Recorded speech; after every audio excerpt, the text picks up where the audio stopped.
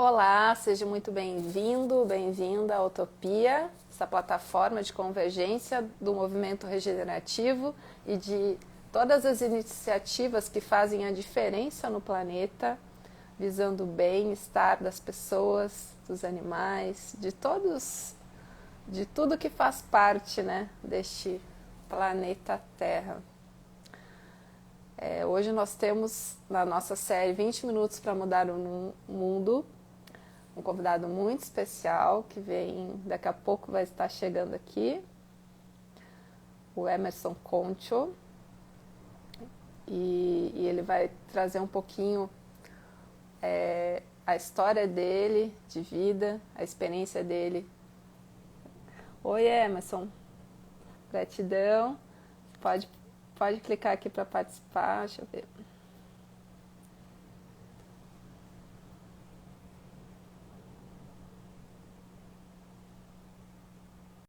Melhor do que eu apresentá-lo é ele se apresentar.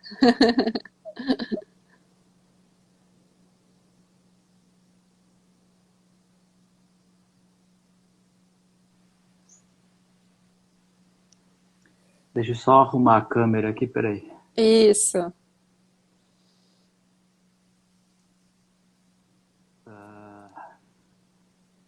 Só um momento. tudo bem.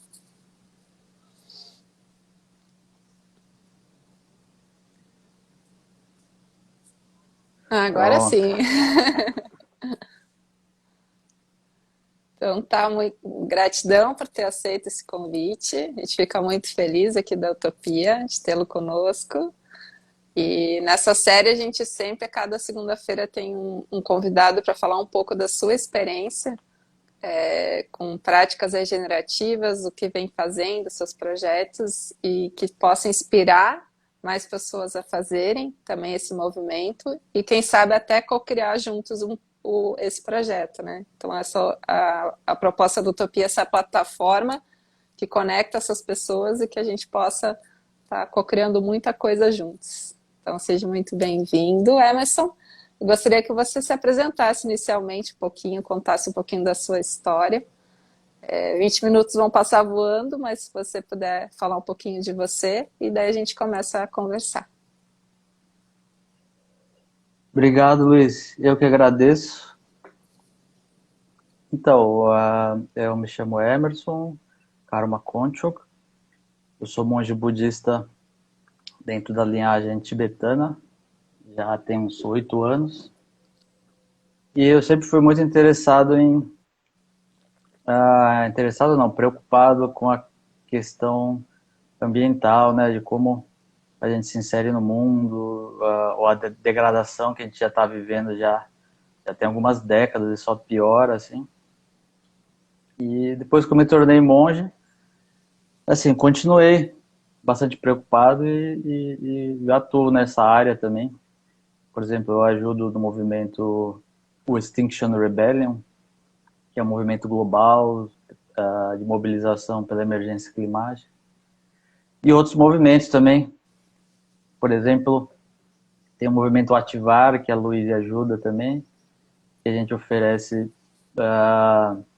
coisas como meditação ou cultivo de compaixão para quem está atuando em coisas como transformação socioambiental e coisas do tipo. Então, basicamente isso. Gratidão. Emerson, como é que a gente poderia pensar um pouco desse lugar? Você comentou até do projeto Ativar, de como a gente também é importante a gente se conectar com a nossa essência, a nossa energia, olhar um pouquinho para dentro, digamos assim, regenerar um pouquinho a nossa mente, a nossa saúde, para daqui a pouco a nossa visão de mundo muitas vezes muda e acaba contribuindo para que nosso trabalho, nosso equilíbrio, né?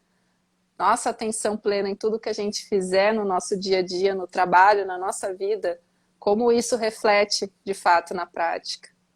Pudesse falar um pouco sobre isso. Sim, eu acredito o seguinte, que a gente está hoje vivendo um estágio de autodestruição planetária assim, bem avançado, né?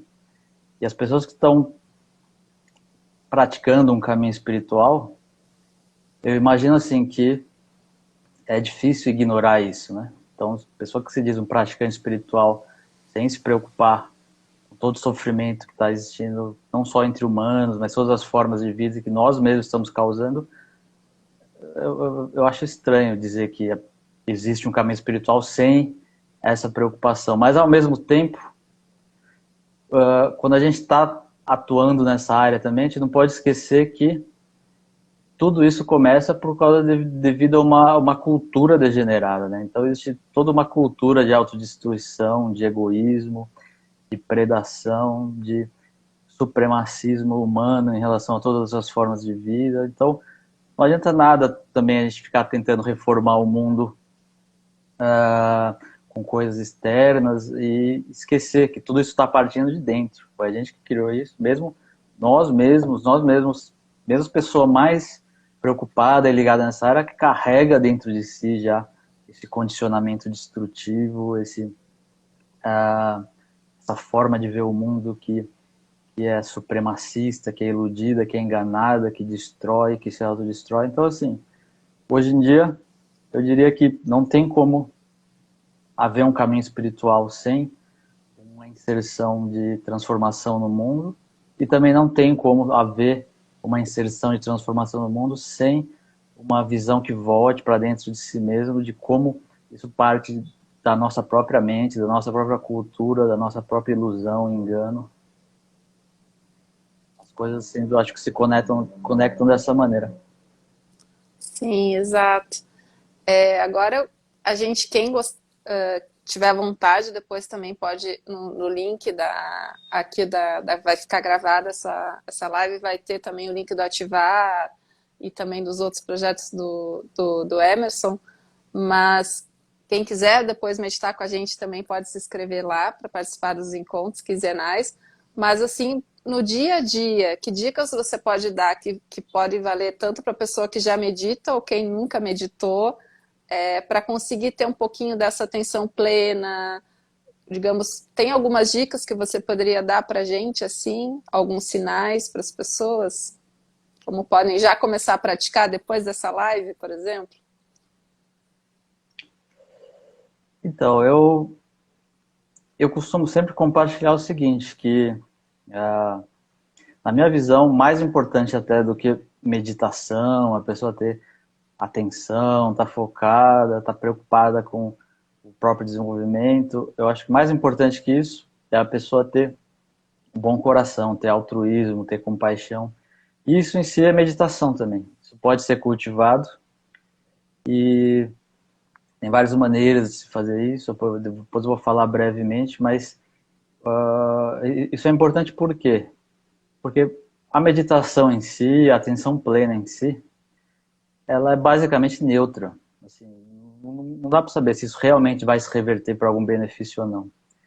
Já quando a gente tem um altruísmo, tem solidariedade, compaixão, não tem como errar. Qualquer coisa que a gente fizer vai estar imbuída, vai estar junto com esse valor e as coisas naturalmente se transformam. Então, eu enfatizo assim, que eu recomendaria com as pessoas que estão querendo, assim, por exemplo, começar um caminho espiritual desse tipo, de focar nisso. Porque, por exemplo, a gente procura, as pessoas se interessam por meditação por quê? Porque elas estão querendo se sentir melhor, estão querendo ser mais positivas, alguma coisa assim, e elas imaginam que tendo mais atenção, tendo mais autocentramento, alguma coisa do tipo, isso vai vir. E não necessariamente vem. Agora, quando a gente se torna mais altruísta, mais solidário, mais compassivo, naturalmente todas as coisas que a gente está buscando começam a vir. Então, por exemplo, a gente pode começar assim, primeiro tendo compaixão por si mesmo, por si mesma, no sentido de que muitas vezes a gente se cobra muito da gente, mesmo quando a gente está num caminho espiritual, a gente fica exigindo muito de si mesmo, e a gente pode cobrar de si mesmo mais do que a gente cobra, inclusive, dos outros. Então, assim, autocompaixão não se refere, por exemplo, a ser indulgente, ficar indulgente em erros, fazer, eu preciso disso, eu vou cuidar de mim mesmo. e indulge em algum erro que a gente sabe que é um erro e faz. Não, não se trata disso, autocompaixão. Autocompaixão basicamente é a gente saber que a gente precisa dos mesmos cuidados que todos os seres vivos precisam. Então a gente precisa de amor, a gente precisa ter saúde, ter conforto, e assim, a gente não pode negligenciar isso, e quase sempre a gente negligencia. E a partir disso, desse cuidado que a gente tem conosco mesmo, a gente aprende aí, expandindo isso para as pessoas mais próximas, depois as pessoas nem tão próximas, mais neutras, aí no final até pessoas que antes a gente desgostava, tal, a gente começa já a ver de outra maneira, a gente se identifica, a gente consegue se ver nelas, elas também têm os mesmos impulsos por querer estar livre do sofrimento, querer conforto, da mesma maneira que a gente erra, elas também erram.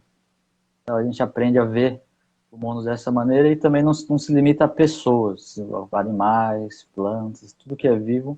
No final a gente compartilha isso com todo mundo. A vida, ela é essa rede que se autorregula e se interliga. Então, no final também, todos esses desequilíbrios que a gente está vendo hoje, assim, pode ser entendido também como uma autorregulação da teia da vida, assim, né?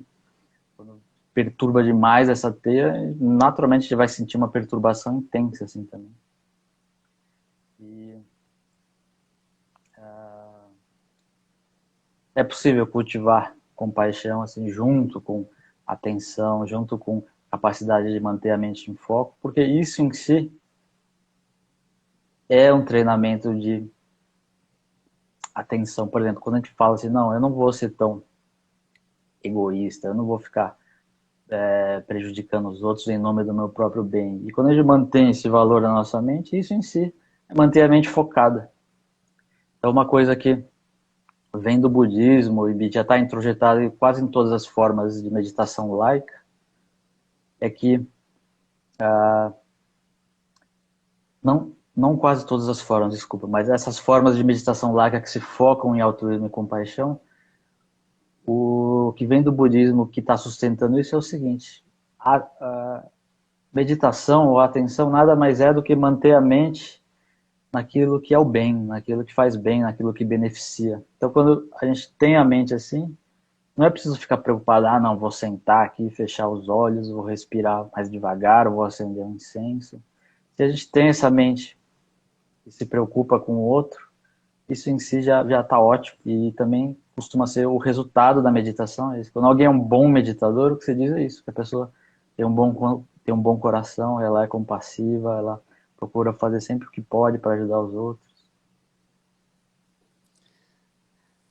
Conte, eu queria que você falasse um pouquinho algo que a gente vê muito nos eventos que a gente fez, nos retreats, que foi a questão da compaixão, e no sentido aqui, principalmente na Utopia, também a gente vê muitas pessoas que participam de iniciativas, que têm esse bom coração, que sentem a dor do outro, que fazem movimento pela natureza, pelos animais, por ajudar o próximo. Mas muitas pessoas ficam doentes, se identificam tanto com esse sofrimento e às vezes começam a adoecer. Então, eu queria que tu explicasse um pouquinho essa diferença da empatia para a compaixão, e como é que é essa prática da compaixão, onde eu consigo sentir a dor do outro, reconheço, procuro ajudá-lo, mas eu não me deixo assim afetar por essa dor, né? Como é que é, digamos assim, a compaixão na prática, né? Que às vezes é um pouco, algumas pessoas não têm essa clareza, e isso acho que para mim ficou muito forte quando comecei a fazer os encontros que a gente falava sobre a compaixão, e isso. Sim, isso é bem importante, porque eu costumo falar tanto sem compaixão, altruísmo e tal, mas uma coisa que às vezes não é claro é o que é isso, o que é compaixão. Porque no jeito que a gente fala, na língua portuguesa, a compaixão é sinônimo de piedade, de dó. E assim, a compaixão que eu estou falando aqui não é isso. A compaixão que está sendo falada aqui se refere ao quê? Primeiro, a um reconhecimento de que existe uma igualdade. Então, o reconhecimento que a gente tem as mesmas aspirações. Então, não parte de um senso de superioridade, falar assim, eu estou aqui, tudo bem comigo, mas olhe só os seres sofrendo, ai que dó, que pena, vou fazer alguma coisa aqui para ajudar. aqui no topo aqui da minha torre de cristal. Não, não é isso. Parte do princípio que existe uma igualdade, a gente se reconhece como igualdade, não tem superioridade ou inferioridade. E não só tem esse senso, tem essa atitude, mas não é só uma intenção mental, é uma atitude. A gente, tendo essa visão de mundo, naturalmente a gente vai fazer as coisas nesse sentido. Então não é só um aspecto mental, é um aspecto de ação junto com o aspecto mental. E aí, assim, empatia, as pessoas, isso foi estudado já na ciência, na psicologia comportamental. Então, assim, o cérebro humano, quando a gente vê outra pessoa em situação de sofrimento, naturalmente a pessoa começa a sentir aquele sofrimento. Então, um dos termos técnicos que os cientistas que estudaram isso, eles chamam isso de contágio emocional. Então, às vezes a gente se fecha para a dor do outro porque a gente não quer sentir isso, porque é desconfortável. Então, assim, aí, como um mecanismo de defesa, a gente se fecha, assim, para esse contágio emocional. Então, assim, a empatia, no sentido científico da palavra, ela é neutra dessa maneira, assim, né? Porque ela não necessariamente vai trazer algum benefício, essa capacidade que a gente tem de sentir a dor do outro. Então é preciso ir além disso, desse contágio emocional, e aí sim acessar um tipo de altruísmo inato que a gente já tem. Que é assim, por exemplo, já foi detectado e estudado em bebês tão novos quanto 1 ano e meio de idade que o impulso natural é sempre ajudar, é sempre fazer aquilo que vai beneficiar os outros sem esperar recompensa nenhuma. Então isso já foi observado em humanos, em chimpanzés, em várias espécies animais, isso está em toda a natureza. Por exemplo, tem princípios como em princípios naturais como simbiose, que é assim, a vida mútua que se apoia uma a outra e floresce junto, é basicamente o que sustenta a vida. Então a gente já existe esse altruísmo natural, esse impulso de ajudar, e não esperando nada em troca, mas como fazendo parte da nossa própria natureza. Não tem que pensar, mas por que eu vou ajudar? Mas se eu ajudar, eu vou ficar doente, eu vou sofrer? Não. A gente faz porque a nossa natureza é essa, e foi reconhecendo isso, a gente se sente bem. E aí, quando isso é feito, quando é acessada essa fonte de bondade, de amor natural, já não existe mais esse cansaço, essa dor, esse sentimento de esgotamento. Por exemplo, as pessoas falam muito em burnout, que é o tal do esgotamento emocional, que as pessoas, por exemplo, enfermeiras, médicos, assistentes sociais passam. Então, elas não querem mais sentir o sofrimento do outro porque aquilo cansa, aquilo esgota. E assim, isso acontece por quê? Porque ainda não existiu a habilidade ainda de acessar o altruísmo, a compaixão, que já existe como natureza ali. Quando isso é acessado, é uma fonte de energia sem fim, assim, que ela não se esgota, e pelo contrário, quanto mais a gente dá, mais a gente se sente bem, assim. Então, quando existe essa compaixão inata, que ela é, primeiro, imparcial, ela não espera nada em troca, e ela está agindo como simplesmente uma expressão de uma natureza maior ou anterior aos nossos próprios objetivos pessoais, aí sim a gente começa a ter esse senso de que a gente não se sente cansado, pelo contrário. É verdade. Vocês têm observado muito. Para mim foi muito bom ter aprendido isso e viver, com certeza. Infelizmente, o nosso tempo passa rápido, a gente já está chegando para o final da live dos 20 minutos. E aí queria que tu contasse um pouquinho sobre os projetos que você tem trabalhado agora. Você pode também comentar do teu blog, que você escreve textos. E aí a gente também deixa o convite para o próximo encontro do Ativar. E eu também depois vou colocar no texto, na descrição aqui do vídeo, também as informações para as pessoas manterem o contato, que essa foi uma conversa inicial. E aí a gente mantém o contato. Então, o projeto mais próximo que eu atuo com isso que a gente falou é o Ativar mesmo, né? Tem o site ativar.org, a gente faz encontros quinzenais e ele é voltado assim para cultivo de valores como compaixão e também para meditação, num sentido mais de transformação coletiva. Claro que a transformação individual faz parte disso. E às vezes, 2 vezes por ano, geralmente a gente faz também workshops mais intensos, assim, de fim de semana. A gente já fez retiro online. Então tem lá, no site tem tudo, ativar.org. Inclusive vai ter um encontro quarto agora, que a gente vai fazer círculo de empatia, que é uma coisa muito legal. E aí tem, eu participo também do XR Regenerar, que é o XR é Extinction Rebellion, né, um movimento global. Então, de emergência climática, emergência ambiental. Tem também o Centro Budista, onde a gente estuda budismo, que é o palpomsp.org. Aí tem uma coluna no UOL que eu escrevo também sobre meio ambiente, que chama Mente Natural, que é no ECOA, que é a parte que é de transformação social lá do UOL. E tem uma newsletter que eu faço também, que está tudo linkado lá, chama circular.emer.email.